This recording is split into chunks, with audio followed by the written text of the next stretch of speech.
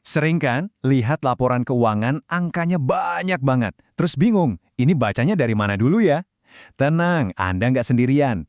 Hari ini kita akan coba bedah bareng kesehatan keuangan dari PT Newport Marine Services. Saya akan tunjukkan cara melihatnya dari kacamata seorang investor. Oke, kita mulai ya. Anggap aja saya ini mentor Anda, dan kita bakal bedah laporan ini bareng-bareng langkah demi langkah. Tujuannya tuh bukan cuma ngeliatin angka, tapi menemukan cerita di balik angka-angka itu.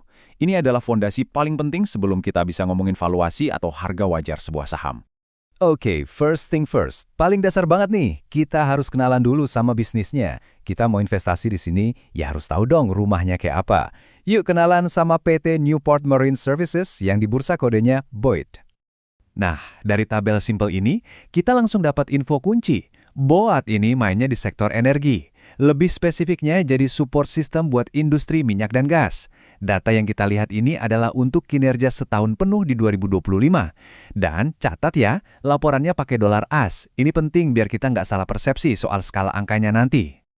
Oke, udah kenalan, sekarang kita masuk ke bagian dagingnya nih. Pertanyaan yang paling penting buat investor manapun. Perusahaannya tumbuh nggak? Cuan nggak sih? Mari kita lihat performanya. Kalau saya jadi mentor, hal pertama yang saya tunjuk itu selalu top line, pendapatan.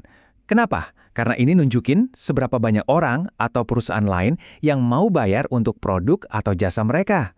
Ini denyut nadi pertama sebuah bisnis.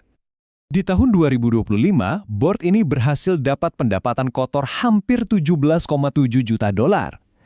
Ini adalah total duit masuk dari penjualan mereka selama setahun. Tapi, ingat ya, satu angka itu nggak ada artinya kalau sendirian. Kita butuh pembanding. Nah, coba kita intip tahun sebelumnya. Pendapatan mereka ada di angka 11,5 juta dolar. Kelihatan kan bedanya? Nah, lihat grafiknya. Kelihatan jelas banget kan lompatannya? Ini tuh tanda-tanda awal yang bagus banget. Ada momentum positif di bisnisnya. Ingat, growth itu bensinnya investasi. Pendapatan gede itu keren, tapi itu baru babak pertama. Coba bayangin, Anda punya warung omsetnya gede, tapi kalau pengeluarannya lebih gede lagi, ya boncos kan? Nah, pertanyaan berikutnya, setelah semua biaya dibayar, ada sisanya nggak buat yang punya perusahaan? Itulah yang kita sebut laba bersih atau bottom line. Dan yes, di tahun 2025, BOAT sukses bawa pulang laba bersih lebih dari 2 juta dolar. Ini nih, cuan benerannya setelah semua operasional dan pajak dibayar. Sama kayak tadi, kita bandingin lagi sama tahun sebelumnya. Di 2024, labanya sekitar 1,2 juta dolar. Nah, coba perhatiin deh. Polanya sama persis kan? Pendapatannya naik, labanya juga ngikutin naik kenceng. Ini cerita yang kita suka sebagai investor. Pertumbuhannya berkualitas, bukan cuma gede di omset doang. Oke, bisnisnya lagi kenceng, performanya oke. Sekarang, anggap kita ini dokter. Kita mau general check up, mau lihat seberapa sehat badannya perusahaan ini. Fondasinya kokoh atau gampang goyah? Semua analisis soal kesehatan ini intinya cuma satu rumus simpel ini. Aset atau semua harta yang dimiliki perusahaan itu sumbernya pasti cuma dua kok. Kalau nggak dari utang, ya dari modal para pemiliknya. Udah sesimpel itu. Nah, ini dia nih bagian yang paling saya suka. Lihat deh donatnya. Bagian yang biru, ekuitas alias modal sendiri, itu jauh lebih besar, 69%. Jauh lebih gede dari utangnya yang cuma 31%. Artinya apa? Artinya perusahaan ini lebih banyak dibiayai oleh pemiliknya, bukan dari pinjaman. Ini sinyal super sehat loh, resikonya jadi lebih kecil.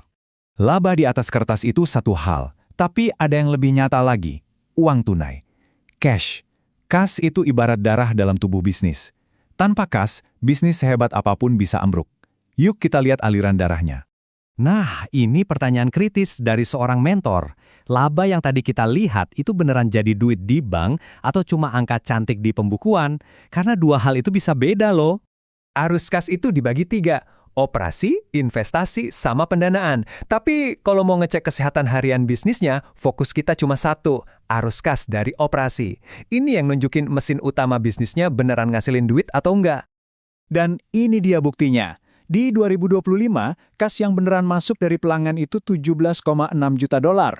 Coba lihat lagi, angkanya mirip banget kan sama pendapatan mereka? Ini luar biasa, artinya buat jago banget nagih piutang. Penjualannya langsung jadi duit di kantong, bukan cuma jadi janji bayar.